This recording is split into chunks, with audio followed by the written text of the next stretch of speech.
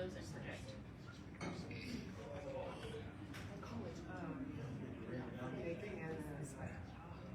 Good evening, everyone, and welcome to our second presentation for Archives Month. Recording in progress. So sorry. Well, I know you can hear that. This year our topic is desegregation in the minor nation, celebrating 75 years of desegregation of higher education in Missouri. We're highlighting that because this is the 75th anniversary of that event. And we're doing it here because this is where it happened. Tonight's speaker is Dr. Larry Gragg, Curators Professor Emeritus of the History and Political Science Department, first campus historian. He's got a lot of titles. Next week at this same time in this same room, we will be having Dr. Harvest Collier, who is the first Black faculty member on this campus. He arrived here in 1982 and retired in 2012. So he will be here to talk about his experience being the first Black professor and what led up to that. Okay, I think that's about it. I would like you all to turn off your cell phone ringers so that we don't broadcast that to the world. Okay, take it away, Larry. Thank you.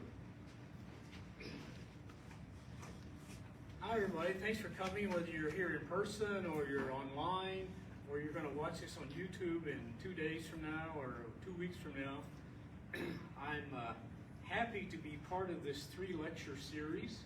Last week's lecture was extraordinary.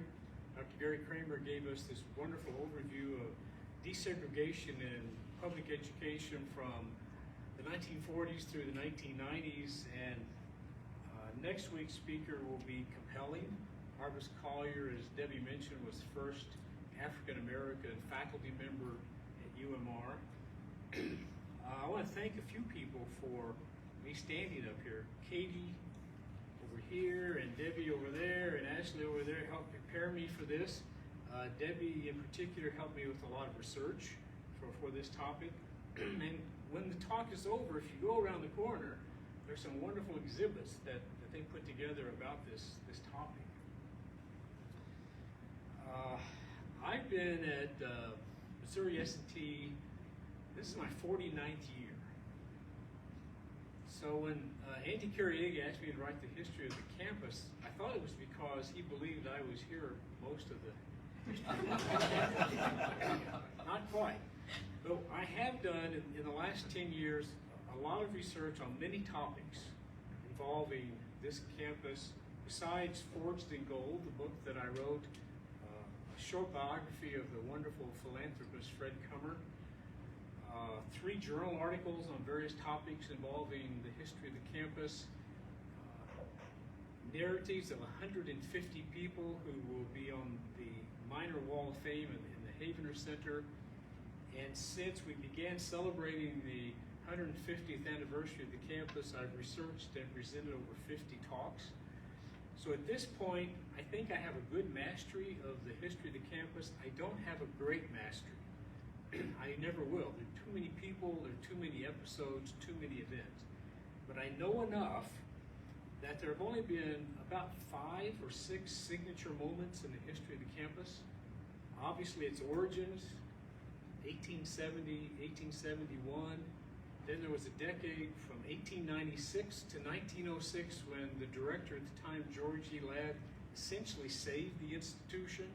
It had fallen in enrollment to very low numbers, and there was much talk about moving the technical programs from Rolla to the Columbia campus.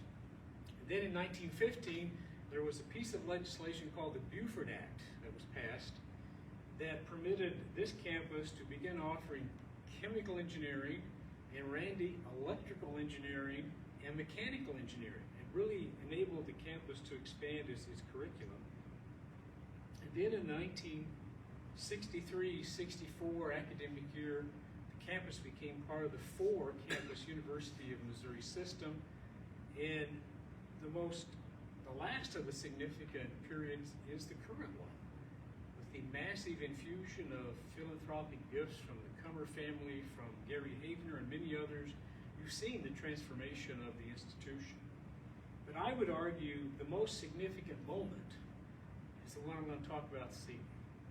The period from 1950 to 1963, when the campus finally decided to do something really significant, open the door to a whole group of people who could not enter through that door in the first 74 years of the institution. We had begun to welcome women as students and faculty members. We had welcomed international students and faculty members, but no black students or faculty members. So that's the reason for me participating in this talk. I really want to focus on the second word, integration. I want to talk a bit about how we desegregated, but really the bulk of my comments and the slides and the images you'll see deal with integration. And I would define the two words this way. Desegregation is opening the door. You're now welcome to walk in. Integration has to involve the campus being welcoming and embracing those people who walk in. Can they participate in special interest groups? Can they be eligible for honor societies? Can they take any courses they want? Can they be on intercollegiate athletic teams? Can they be part of the campus? And the second measure I would use is how successful were they academically? So as you're listening to me go on and on and on, listen for those two measures. Was there acceptance and were they successful? First, let me walk through the desegregation part.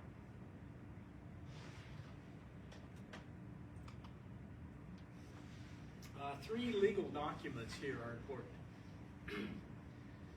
Both the 1865 and the 1875 Missouri State Constitution had the same provision. There will be separate schools for white and black.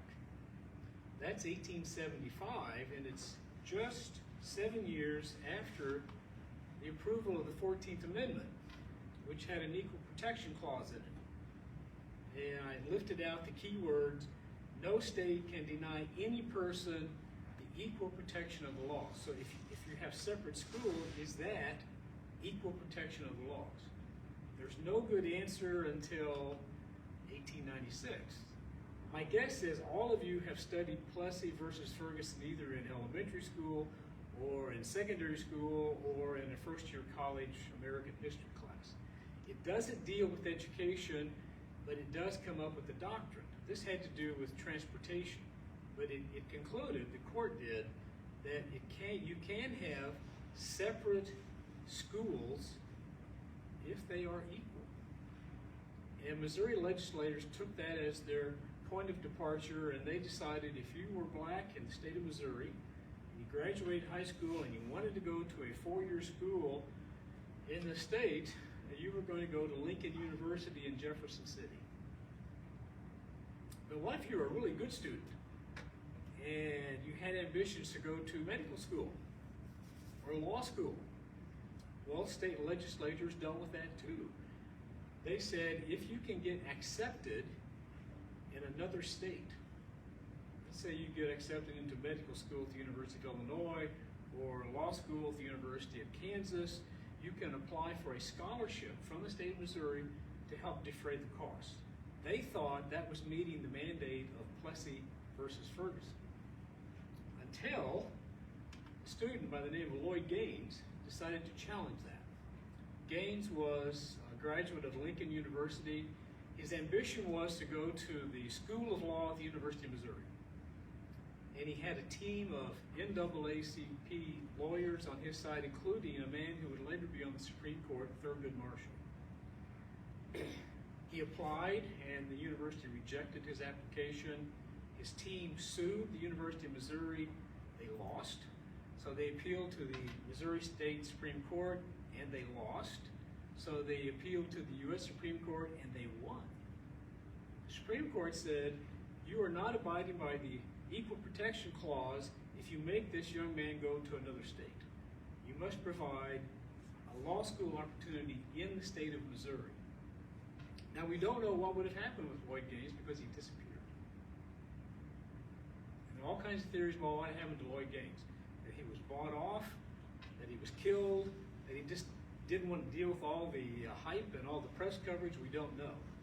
But right after that Supreme Court decision, another student named Lucille Bluford, who had wanted to go to the journalism school at the University of Missouri because it was one of the premier journalism schools at the time. And she was denied, so she went to the University of Kansas and got a degree in journalism and became the editor of the Kansas City Call newspaper. Well, right after Gaines had success, she decided she would apply to the Graduate School of Journalism at the University of Missouri. And she did 11 times. And she got rejected all 11 times. So NAACP lawyers came to her aid. They took it all the way to the Missouri State Supreme Court, and she lost. Well, state legislators had to do something in the face of the Gaines and Bluford case, so they decided we'll pass an appropriation to fund a brand new law school. Oh gosh.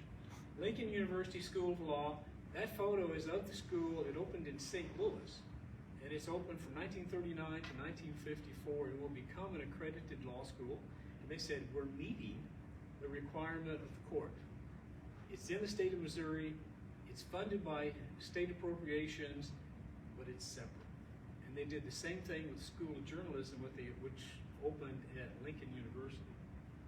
Well, one of the lawyers on the team that worked on those two cases, the St. Louis lawyer named Sidney Redmond, said, we got to think about this in a different way.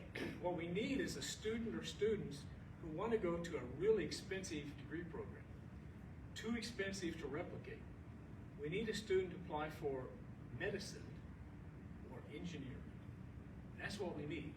And then he found out that there were two students who were graduating from Sumner High School in St. Louis who had an interest in becoming chemical engineers. So Redmond puts together a team of lawyers, and he's going to, I'm going to skip one slide and come back to it in just a minute. He gets in contact with George Horn, who's on the left, and Elmer Bell Jr., who's on the right. And he understands they want to be chemical engineers, so he instructs them how to apply at the Missouri School of Mines and Metallurgy, knowing they will be rejected. And they are. That's what he needed. He needed a rejection. And then he found out that there was an honor student at Lincoln University named Gus Ridgel in economics. He wanted to go to graduate school in economics, so he put Ridgel in this group. So the three students who are seeking admission to programs that are not offered by Lincoln University. And Redmond and his team are ready to sue the University of Missouri, but the legal counsel for the university and the board of curators decided, look, we need this decided ultimately. So they agreed to take a case to Cole County Circuit Court Judge Sam Blair in Jefferson City, and they asked for a declaratory judgment. And he said, you gotta let them in. They want degree programs that are not offered at Lincoln University. So that's how the desegregation part worked. Now, right after the decision, Redmond writes an interesting letter to the president of the University of Missouri, Frederick Middlebush. I'm violating one of the rules of slides. You should put this many words on the slide, but it's an important passage. Look what he is recommending that Frederick Middlebush do. At both the University of Missouri and at the Missouri School of Mines, you need to designate somebody where these students can go if they have a problem. Someone who's sympathetic with their plight to help them resolve their difficulties. When I got to interview George Horn, I said, who was that person that they designated for you? He said, what person? He said, there was no person at the Missouri School of Mines for us. But because of the Redmond recommendation, the board of curators saw this, and the board told Middlebush, you have to issue this memo. And this memo is important because it looks like it mandates full integration. Every student, Negro or white, must be able to do all of those things. All of them. There are no exceptions. There are no rules for one group over the other, so it looks like he has mandated integration. Well, let's see. I want to look at this from the perspective of several groups. First, white students. What did the white students at Mizzou and the Missouri School of Mines think of desegregation? Well, in fall of '49, student leaders at Mizzou said, well, let's just ask the students. Let's do a poll. And look at the result. Almost 70% of the students at the University of Missouri favored desegregation. You can see the headline from a Columbia newspaper. Well, student leaders in Rolla said, I think we can do better. Let's have a poll. So in March of 1950, they did do better. Almost 80% of the white students and a handful of international students at the Missouri School of Mines favored desegregation, and you see the headline in the Missouri Miner newspaper. Campus poll yields emphatic yes. Well, we know what the students think, at least most of the students. What about the institution? Are there any statements from the Missouri School of Mines? This is the best one I could find. It's in the Alumnus magazine, and the key sentence is the last one. No problems here. No difficulties for these students. It's all working out well. Now, I thought, well, let me look at what contemporary scholars thought of the whole desegregation process, not just Missouri, but in all the border states, all the states that had segregated higher education.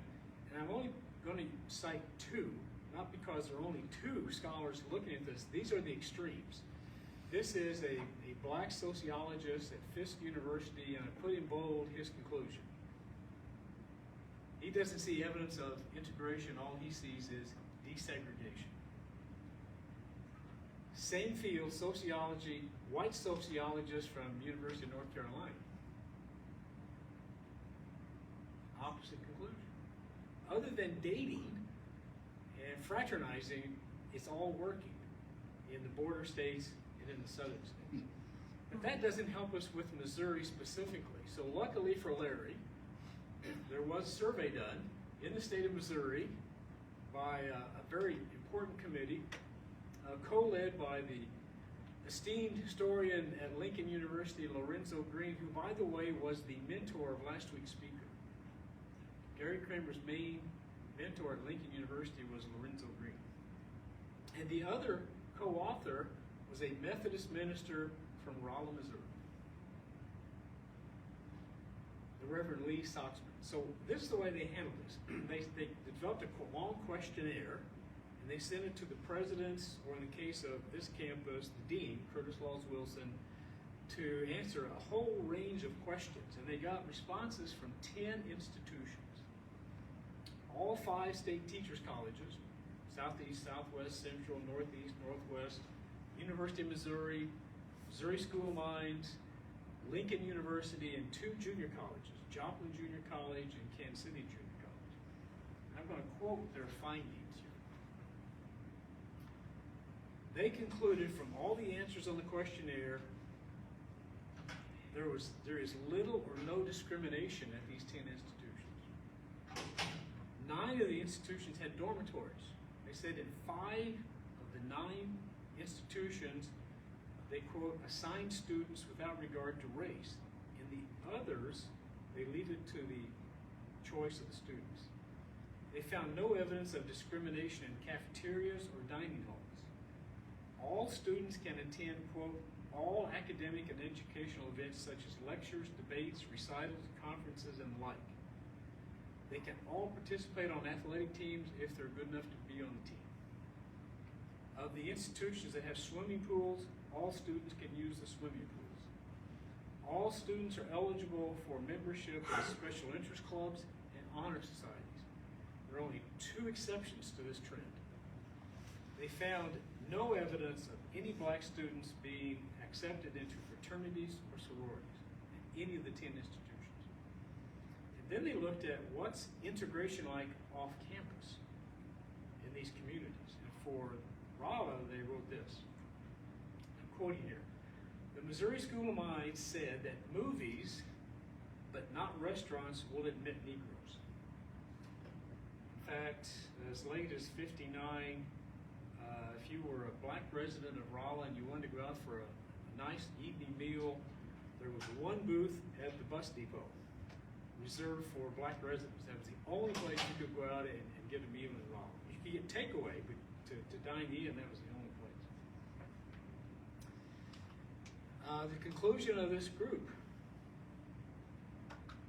they believed desegregation was working. And on balance, Missourians can take pride in that, which sounds like, if you remember last week, Gary Kramer talking about the initial reactions in Missouri to the desegregation efforts, he found comments very similar to that. Initially, great pride in what was happening. Well, because of this, a lot of students started attending public colleges and universities in Missouri who are students of color. It more than doubles between 1955 and 1963. But we're still not really getting to the heart of what I want to talk about, and that is how much genuine integration was there at the University of Missouri and the Missouri School of Mines. First, the number at Mizzou. You see the word estimate. The reason I use the word estimate is that officials at the University of Missouri said we no longer ask for the race of the applicant, so we don't know how many black students we have unless we walk around the campus and start counting. So we're estimating in 1955, 25 to 30. By 1963, they're all over the place. They think between 200 and 300. First black faculty member is 1959, although I believe he remained only 1 year. But by 1973, there were 16 black faculty members. But what was it like? Let me share with you reflections that I gained by interviewing some of these people. Shortly before his death, I got a hold of Gus Ridgel. He was living in Kentucky. He answers his phone with a very strong voice. I tell him who I am, and I'd like to ask you some questions about your experiences at the University of Missouri. He said, go right ahead. I said, first of all, when I interviewed a man named George Horn, he and his friend Elmer Bell decided to transfer to Mizzou because they found the Raleigh community was very racist, and they found it better in Columbia. And he responded very quickly. He said, well, what the hell was he talking about? I was okay as long as I stayed on campus, but I couldn't walk off the campus and find integration in Columbia, Missouri. But his recollections of what it was like at Mizzou in his 1 year, he was accepted in the graduate program in economics, and he finished everything in 1 year and then went on to the University of Wisconsin where he got a PhD in economics. He told me pretty much all of his memories were positive about the campus. He remembered one professor who gave him a problem. He would not define what the problem was. He just said, I just remember one guy who gave me some trouble.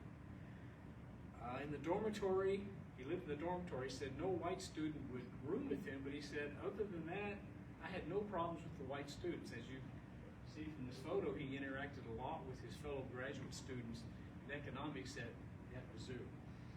He concluded his remarks to me by saying, I pretty much got along with everyone in my experiences at the University of Missouri. But there's a dissertation that came out in 1996 by this scholar, Delia Cook, and for her dissertation, she interviewed several dozen black alumni from the 1950s and the 1960s and into the 1970s. And she explained near the end of the dissertation, some professors, I'm quoting her here, who went out of their way to make black students comfortable did exist at the University of Missouri in the 1950s and 60s. But many of the students felt isolated, often because they were the only person of color in their class. And her ultimate conclusion was the experiences of the black students at MU varied from hostility and alienation to loneliness as trailblazers. Let me switch to School of Mines.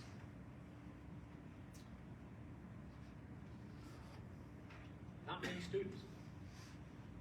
George Horn and Elmer Bell Jr. in 1950, they transfer, and there are no black students here in 1954. Slowly we get a few more. Leela Thompson is in that group in 1957. It hits 10 in about 1961 and stays there in 62 and 63. At the end of my time period, there are no black faculty members yet at the Missouri School of Mines. With the help of the wonderful Debbie Griffith, I was able to determine the identity of 23 black students between 1950 and 1963 who attended classes here. You see George Horn and Elmer Bell, first two students in the upper left, and Howard Manning and Lewis Smith were the last two I found in 1963. Manning and Smith were two of the students who helped found the Raleigh chapter of Alpha Phi Alpha in 1965. Well, because we had these student cards with information on the cards, I was able to determine how well they were accepted into clubs. And I can give you two profiles of these folks. First, most of them were transfer students. Of the 23, the clear majority attended classes somewhere else first. Some of them took 30, 40, 60 hours somewhere else before they came to the School of Mines, mainly from Harris Teachers College in St. Louis, but as far away as Howard University and Virginia State College. And to me, that's important because most of these students are not 18-year-old freshmen when they come. They are more mature students. They've dealt with some challenges of higher education that suggest that there's a greater chance for them to be successful. Are they accepted into organizations? This is not the complete total. I just tried to get a sample of the kinds of organizations they could join. You see three religious groups, the Newman Club, the Baptist Student Union, the Wesley Foundation. This is a time when you could sign up for an eating club, not live in a dormitory. You could live in an apartment, you could join an eating club, and the one they most often joined was the Shamrock Club. Some were intercollegiate athletes. They were lettermen, so they were in the M Club. There were honor students here, Phi Kappa Phi. Chi Epsilon is the Honor Society of Civil Engineering. So it looks like they have largely been embraced by the campus because they can join all of these organizations. But let me share with you what I learned in interviewing George Horn, Leela Thompson, and Henry Brown. I wish I could have found more of these alumni, but these three are helpful.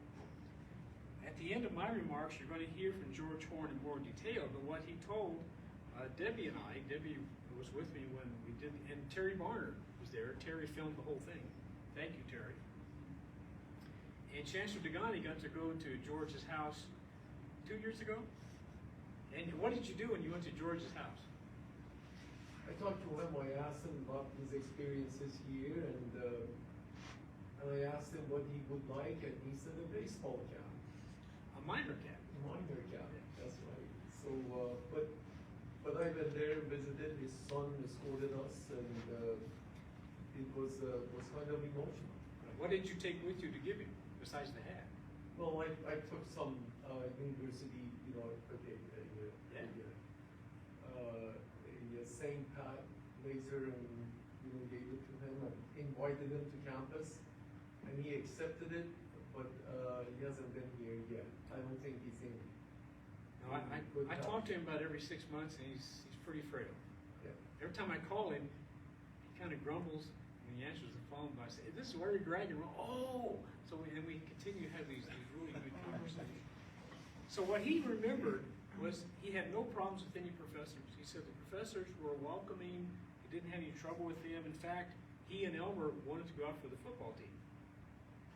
And the athletic director, Gail Bullman, for whom we've named the building, said, "Come on out." So they both made the junior varsity football team, but they only got to play one game because when other colleges found out that the School of Mines had 2 black players, they didn't want to schedule the School of Mines for a junior varsity game. But George also made a junior varsity basketball team, and he played in several games in the fall of 1950.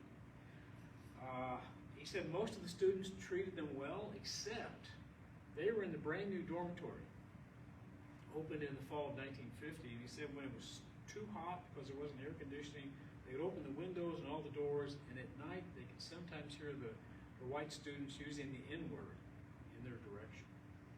But on balance, he had positive things to say about his experiences on campus. It was very challenging to get off campus. He and Elmer Bell Jr., well, you're going to hear this in the video, I won't I won't take that story away from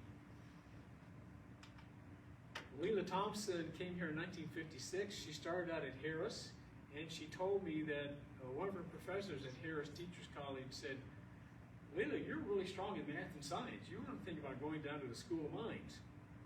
So she did, and she told me when she showed up, they looked at her transcript and they said, you're clearly capable of doing well here, but we've got a problem. We don't have a women's dormitory. I don't know where you're going to live.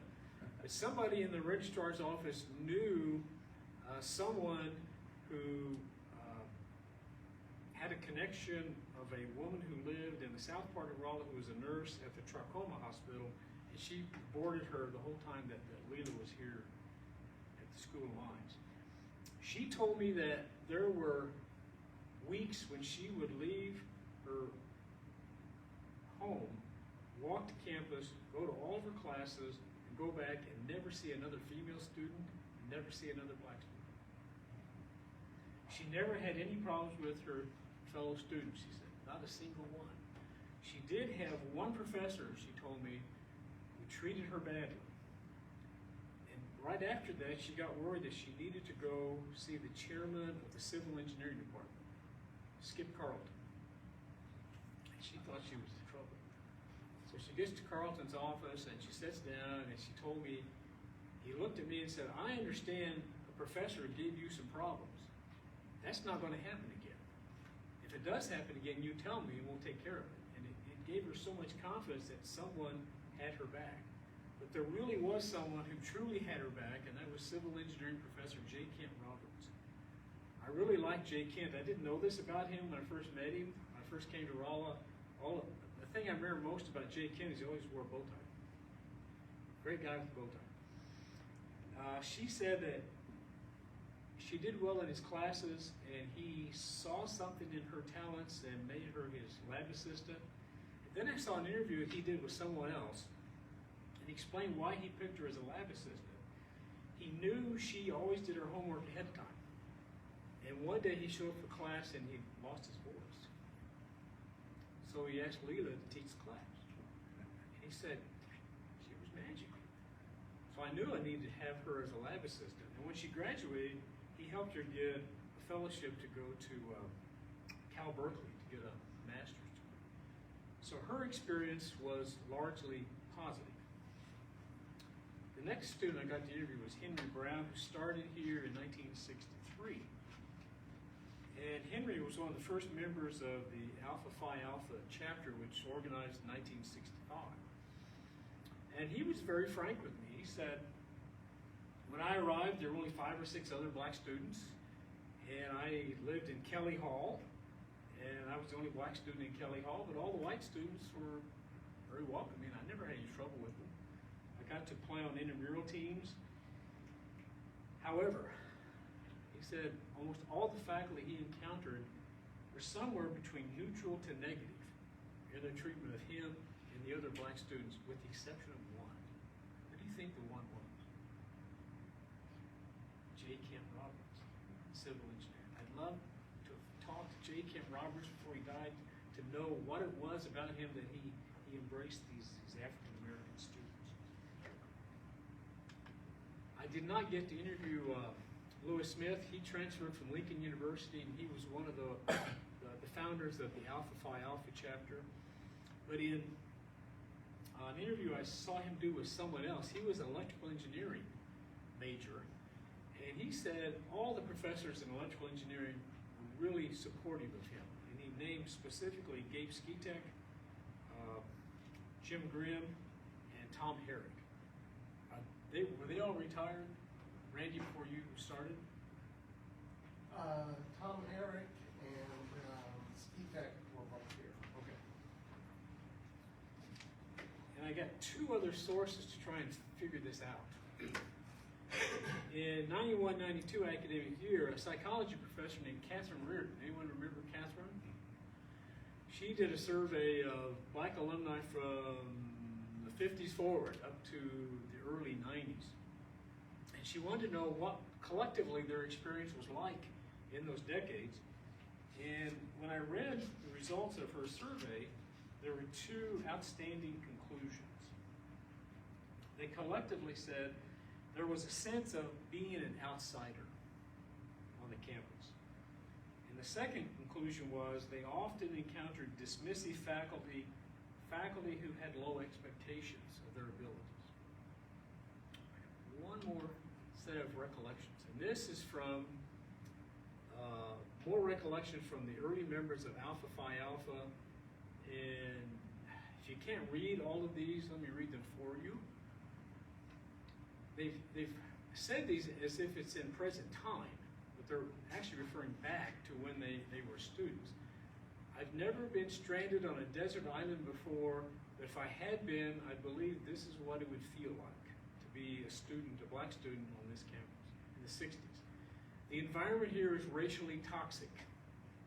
The professors here don't believe that black people are intelligent enough to be engineers, and the administration seems to be apathetic.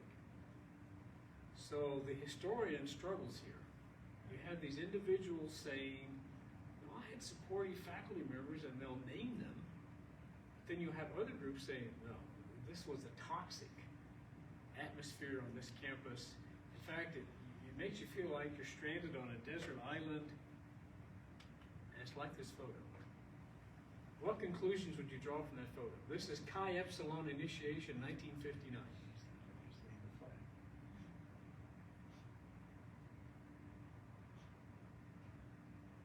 It's like being on a desert island. It's only Leila Thompson, the only female and the only black person in that photo among all those white students and faculty. Well, were they embraced? Were they welcomed? I'm not going to tell you. That's a decision, a conclusion you have to draw. I've given you the evidence for that. But what's the other measure of success and integration? Success. Academic success. Did they have academic success? In researching Forged in Gold, I learned that it was unusual for the general campus population to have graduation rate of over 50% in most years, 1950s, 60s, 70s, 80s. In fact, as late as the 1990s, our 6-year graduation rate was only 55%. So if they're having success that's comparable to the general student population, you would hope it's in the range of 50 to 55%. I can do arithmetic. I know that's more than 55%. That's almost 61%. And that tells me something. It tells me that these are really determined students out to prove they deserved to be here, even if they had dismissive professors. Now, before I open this up for questions, you got a treat. You've listened to me talk about this. It's really important to listen to George Horn talk about this. The only problem with this video is that there's an old windbag who's going to keep interrupting George Horn's statements. I apologize for the old windbag. Oh, there it is. I knew that I wanted to go to college, but where was I going to put it up? How was I going to pick it up? My mother was domestic. She made $3 a day plus a car. That was my encouragement. So I accepted the challenge.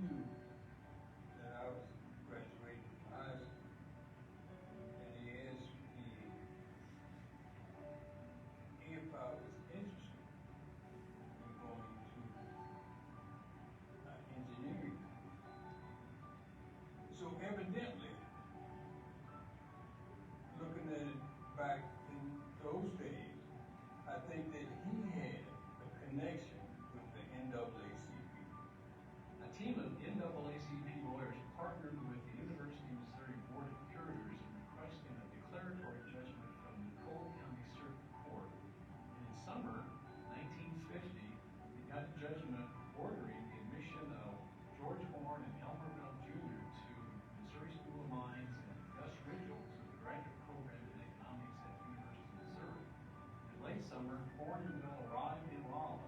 They encountered segregation and bigotry. After we left there, registrar's office, we went to the residence and put our luggage and belongings in the residence. And we wanted something to eat. When we got to the restaurant, they refused to serve us. Then the dean called us back. Evidently, the restaurant called the dean. The dean called us back and told us that we could not, frequent those places. And he would try to get somewhere for us to eat. The cafeteria wasn't open during that first orientation week. We had nowhere to eat but out of the grocery store. Got a can open.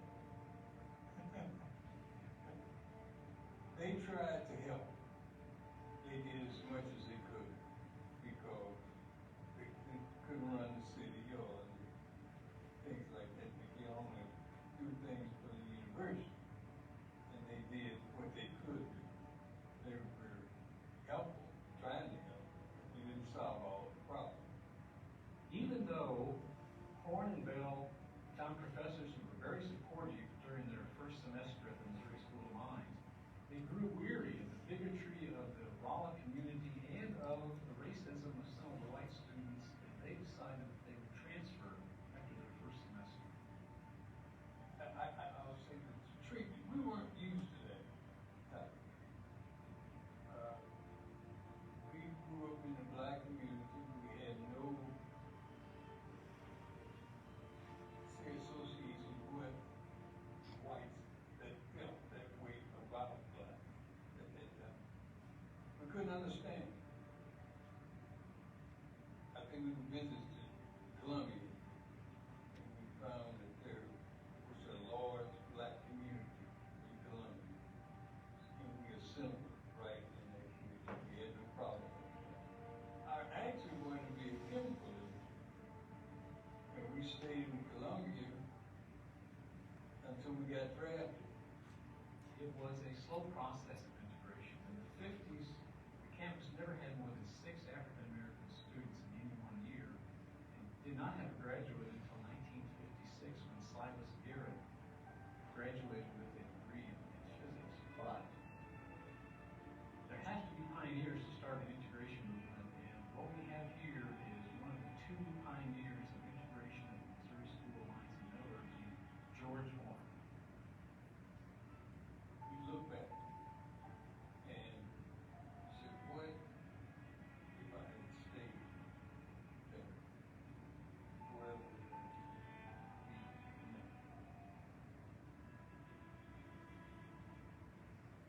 And I don't think I would change it. I think Ron was a good experience for me. Even if it wasn't fruitful for me, it was fruitful for others that came after me. So I did some good.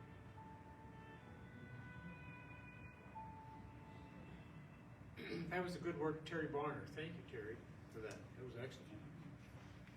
Well, with that, I'm ready to try and answer questions if you have any, or if you want to draw some conclusions for the good of the group, or how you think integration went at the School of Mines. Yes. So in the period that you were studying, 50 to 63, there were never more, first of all, so there are a very small number of African American students, but what's the total N of the student body? So that's one question. And then I'm wondering, it really goes to that, for true integration to occur so that people don't feel like an island, don't you need some sort of critical mass in terms of numbers? And what would that be? I didn't plant these questions. I love that.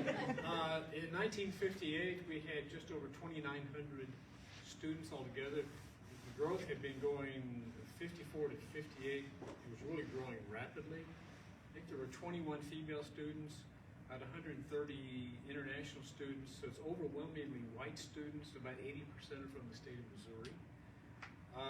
Critical mass, that happens beginning in 1965 with the establishment of a chapter of Alpha Phi Alpha on campus. I believe there are about 20 in that initial chapter, and then in 1969, the establishment of the Association of Black Students, which is not a fraternity, it's open to male and female, and that number grows. There'll be some other organizations after that.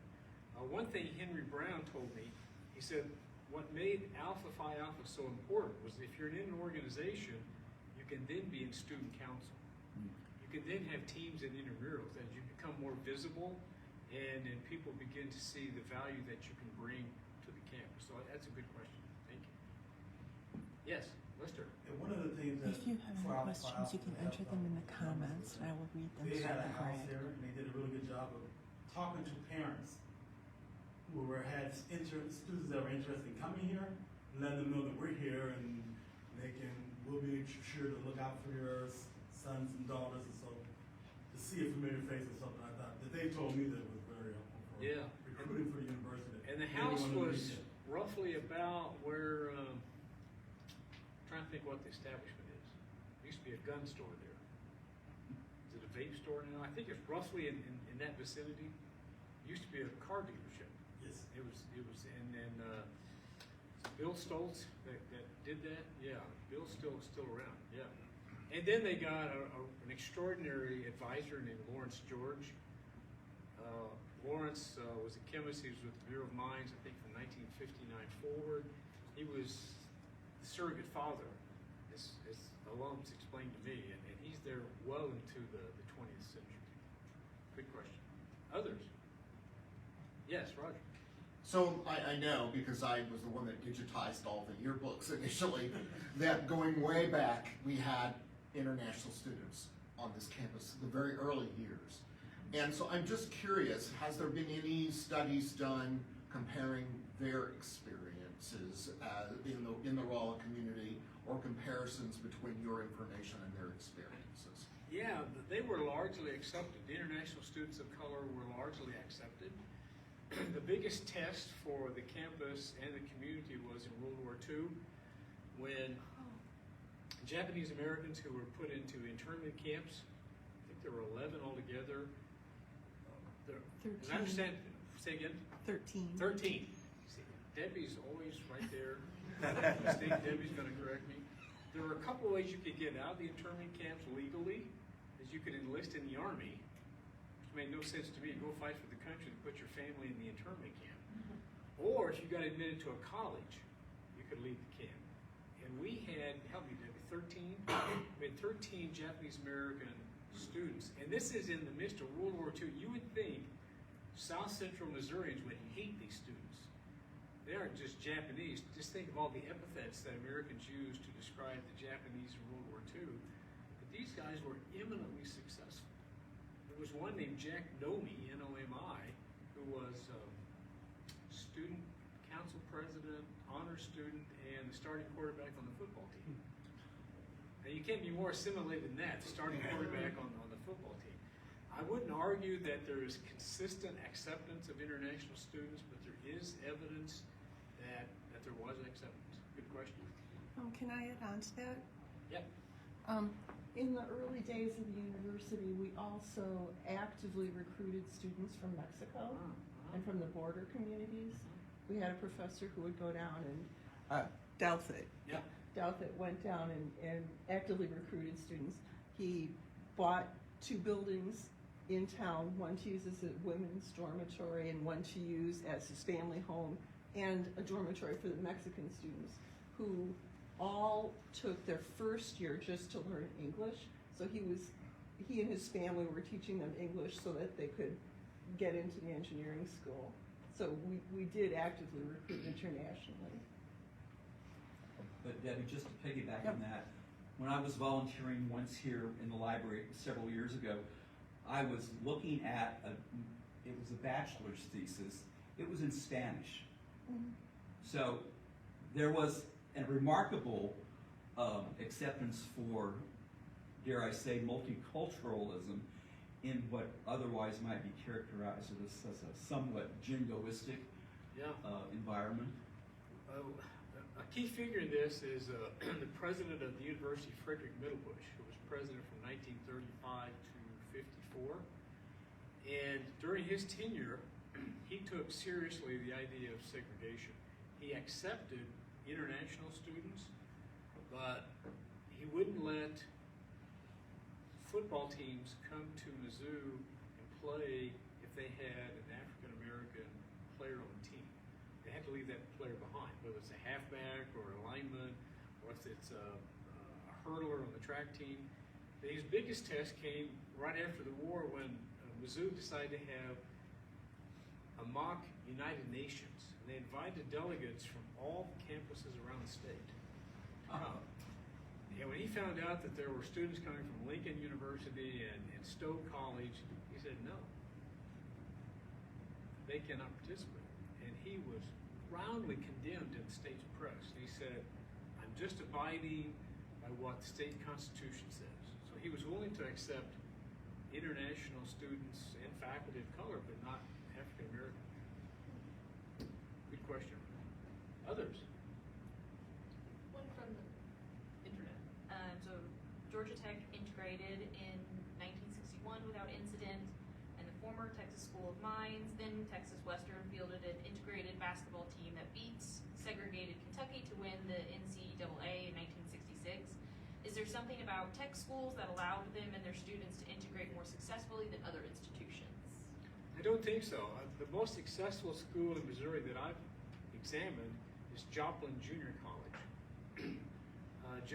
Junior colleges then were part of a school district. It's not until 1961 or 2 that there's state legislation that separates that. So I went to Joplin and looked at the school board minutes through the summer of 1954, and what they did, they had a white superintendent and black principal of their Lincoln school, and those two gentlemen worked together on how we make this effectively work for everybody. And they worked out this arrangement where, for the high school, the parents of black children could decide to let their son or daughter to finish in the black school, or they could go to the white school. But they all agreed that Joplin Junior College had to desegregate quickly, as soon as the Brown decision was made. And then, working with Debbie's counterpart at Missouri Southern State University, a wonderful archivist, she sent me the links to all their student newspapers and their yearbooks for the 1950s, and immediately the black students are participating in all kinds of organizations. They're on the staff of the newspaper. They're on the football team.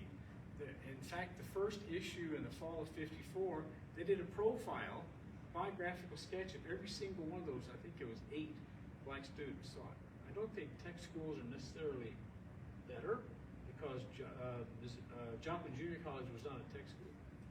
Somebody else had a hand up over there. Yeah, I was just going to mention, in my work in development, I met an alum that graduated in 1971, white guy that I don't know how I ended up talking about this issue, but he said, in talking about just having black students on campus and all that, he said, oh no, we got along real well. And in fact, one of the strange side benefits of having a somewhat significant black population on campus in the late 60s was that they were in tune with the music scene of up-and-comers.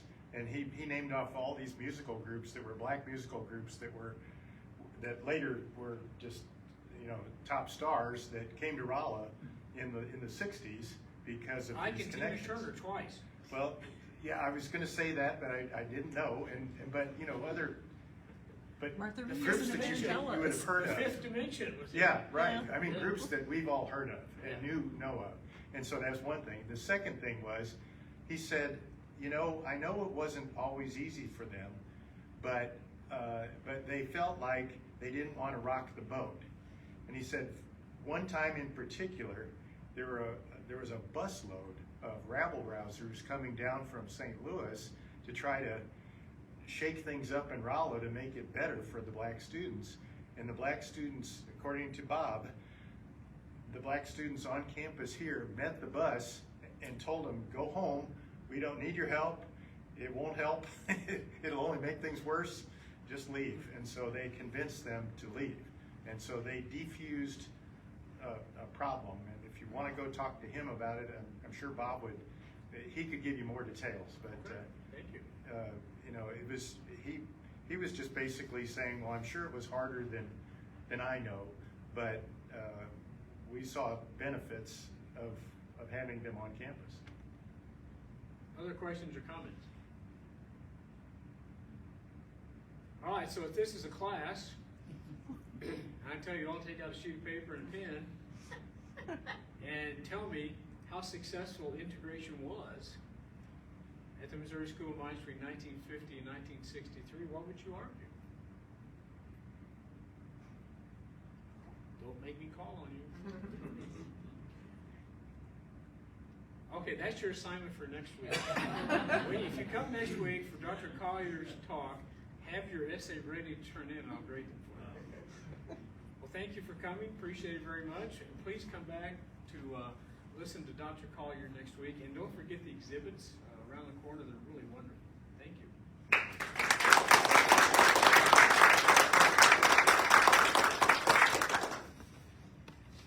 Oh, they're cookies. Even if you hated the Thank talk, you they're for tuning cookies in for on you. the internet. This video will be saved, so you will be able to go back and view it or send links to your friends. Thank you.